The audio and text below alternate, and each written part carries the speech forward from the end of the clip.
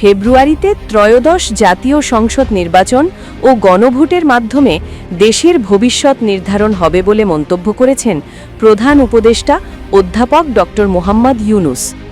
মঙ্গলবার বেলা 11:30টার দিকে রাজধানীর হোটেল লা মেরিডিয়ানে উচ্চশিক্ষার বর্তমান অবস্থা এবং ভবিষ্যৎ দিকনির্দেশনা 2026 শীর্ষক 3 দিনব্যাপী দক্ষিণ এশীয় আঞ্চলিক সম্মেলনে তিনি একথা বলেন।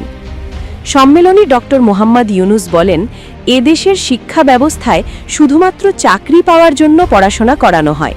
চাকরি খোঁজার প্রবণতা বাদ দিয়ে কেন উদ্যোক্তা হওয়ার দিকে আগাচ্ছে না, এমন প্রশ্ন তোলেন প্রধান উপদেষ্টা।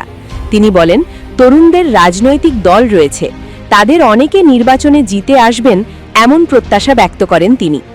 এ সময় তরুণদের স্বপ্নবাজ হওয়ার আহ্বানও জানান প্রধান উপদেষ্টা। এ সময় উচ্চশিক্ষার বর্তমান অবস্থা এবং ভবিষ্যৎ দিকনির্দেশনা 2026 শীর্ষক 3 দিনব্যাপী দক্ষিণ এশীয় আঞ্চলিক সম্মেলনের উদ্বোধন করা হয়।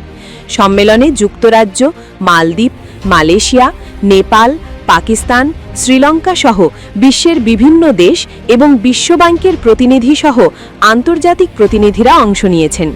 বাংলাদেশ সহ সার্কভুক্ত দেশের ইউজিসি ও উচ্চশিক্ষা কমিশনের প্রতিনিধি, বিভিন্ন দেশের বিশ্ববিদ্যালয়ের উপাচার্য, শিক্ষাবিদ ও গবেষক, কূটনীতিবিদরা উপস্থিত আছেন।